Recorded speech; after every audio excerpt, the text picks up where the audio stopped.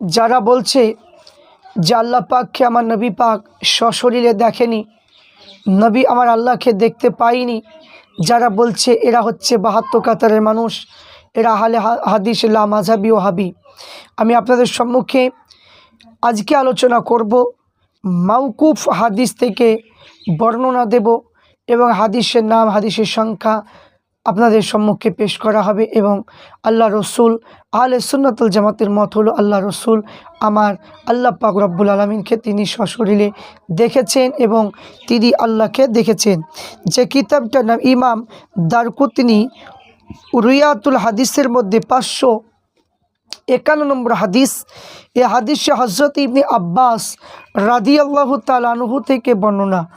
তিনি বলেছেন যে হযরত মুহাম্মদ সাল্লাল্লাহু আলাইহি ওয়াসাল্লাম তার রবকে দেখেছেন। ইকরামা বলেন, আমি জিজ্ঞাসা করলাম যে আল্লাহ তাআলা কি বলেননি যে লা তুদরিকুহুল আবসার ওয়া হুয়াল ইয়াদরিকুল আবসার, কোনো চোখ তারা দেখতে পারে না, তিনি চোখে গতিবিধি দেখতে পান। তো হযরতে আব্বাস বললেন, ইয়া সেই সময় কথা বলা হয়েছে আল্লাহ পূর্ণ নূর বিকশিত করবেন, অবশ্যই নবী তার রবকে 2 বার দেখেছেন। তো ইমাম তিরমিজি হাদিসটা হাসান বলেছেন। ইমাম হাকিম নিসাপুরি হাজা হাদিসু সহিহুল ইসনাদ, এই হাদিসের সনদ সহি। তো হযরতে আব্বাসে আরেকটা হাদিস এখানে বলা হয়েছে যে হযরতে সাবি হতে বর্ণিত, তিনি বলে আরফার ময়দানে আবদুল্লাহ ইবনে আব্বাস থেকে কাব আহবার এর সাথে মিলিত হলেন। ইবনে আব্বাস তাকে কিছু জিজ্ঞাসা করলেন, ফলে তিনি উচ্চ আওয়াজে তাকবীর বলেন, এমনকি পাহাড়ে প্রতিধ্বনি হতে লাগলো। তো হযরত ইবনে আব্বাস বললেন যে আমি বনি হাসিম গোত্রের লোক।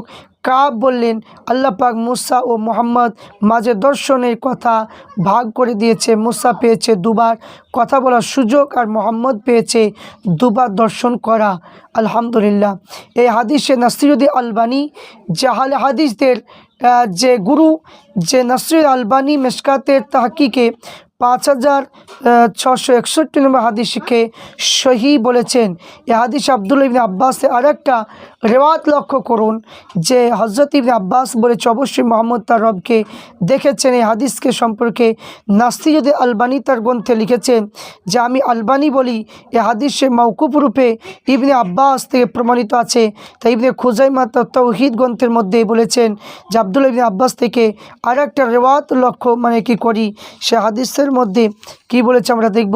ইবনে আব্বাস রাদিয়াল্লাহু তাআলা আনহু থেকে বর্ণিত, লোকেরা কি আশ্চর্য হচ্ছে যে আল্লাহ হযরত ইব্রাহিমকে খলিল হিসেবে গ্রহণ করেছেন, হযরত মুসার সাথে কথা বলেছেন, আল্লাহ রসুলের সাথে দেখা দিয়েছে।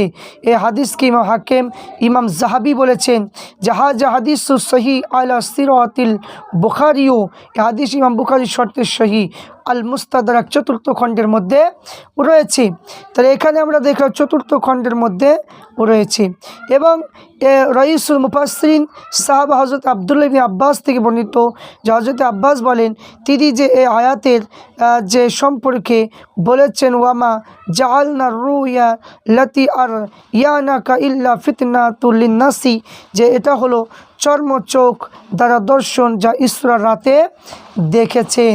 তো ইমাম হাকিম নিসাপুরি তিনি জাহাবি বলেছেন হাজা হাদিসু সহিহুন আলা সিরাতিল বুখারিও, যে হাদিসে ইমাম বুখারী শর্তে সহি।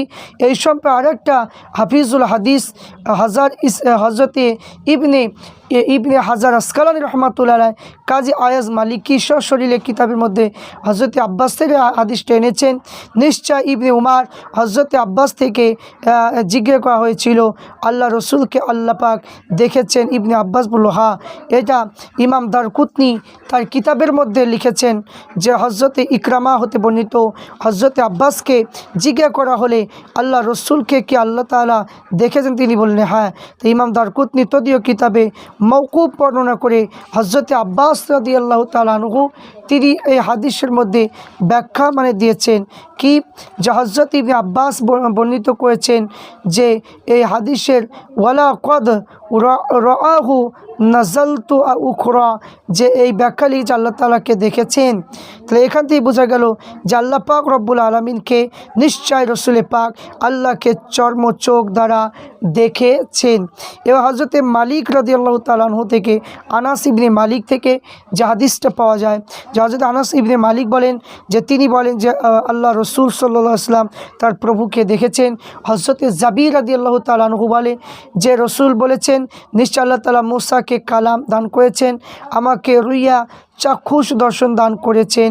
এটা বলেছেন হযরত আবু যর গেফারি বলেছেন যে হযরত শারিক আবু যর থেকে বর্ণিত যে হাদিস আয়াতে সূরা নাজমের তাফসীর প্রসঙ্গে নবী পাক তার রবকে দেখেছেন। তাহলে এখানে প্রত্যেকটা হাদিস থেকে মানে পাওয়া যাচ্ছে যে হাদিসগুলোর মধ্যে বর্ণনা হয়েছে যে আল্লাহ রসুল সাল্লাল্লাহু আলাইহি সাল্লাম আমার নবী পাক সাল্লাল্লাহু আলাইহি সাল্লাম আল্লাহকে দেখেছেন। এবং আরও লিখেছেন কি, যে ইমাম কাজী আয়াজ মালিকি বলেছেন যে হযরতে মুআজ ইবনে জাবাল বর্ণনা করেছেন যে নবীজি বলেন আমি আমার রবকে দেখেছি। এবং হযরত আবু হুরায়রা থেকে হাদিস পাওয়া যায় যে নিশ্চয় মারওয়ান হযরতে আবু হুরায়রাকে জিজ্ঞাসা করলে আল্লাহ রসুলকে আল্লাহকে দেখেছে, আবু হুরায়রা বললেন যে হ্যাঁ। হযরতে হাসান বসরি বলেছেন যে নিশ্চয় তিনি আল্লাহ কসম করে বলি যে অবশ্যই মুহাম্মদ আল্লাহকে দেখেছেন। হযরতে ইকরামা থেকে যে এখানে যে হাদিসটা পাওয়া যায় সেটা হলো কি, যে হযরতে রসুল পাক সাল্লাল্লাহু আলাইহি ওয়াসাল্লাম তিনি আমার আল্লাহ পাককে নিজের চোখে দেখেছেন। এখান থেকে বুঝতে পারলাম যে হাদিসগুলোর মধ্যে তাফসিরে খাজিন, সহিহ বুখারী, ফতুহুল বারী, শরহুল বুখারী এবং তাফসির রুহুল বায়ান, উমদাদুল কারি এবং শিফা শরীফ এবং মোল্লা আলী কারি শিফা শরীফের মধ্যে এইগুলো রয়েছে। তাহলে এখান থেকে বুঝতে পারলাম যে আল্লাহ পাকের নবী সাল্লাল্লাহু আলাইহি ওয়াসাল্লাম আমার আল্লাহ পাককে নিজের চর্ম চোখে মানে দেখেছেন এবং সশরীরে মানে কাছাকাছিভাবে একে অপরের কোনো পর্দা ছিল না, আল্লাহ রসুল দেখেছেন, আমার আল্লাহ পাককে নিজের চোখে দেখেছেন। এটাই হলো ফুরফুরা শরীফের আকিদা এবং আহলে সুন্নাতুল জামাতের কিতাব, ফুরফুরা শরীফের কিতাব অনুযায়ী এটাই পেলাম। আল্লাহ পাক রব্বুল আলামিন ওই সমস্ত আহলে হাদিসদের কাছ থেকে আমাদের ইমানকে যেন মজবুত রাখে। আল্লাহ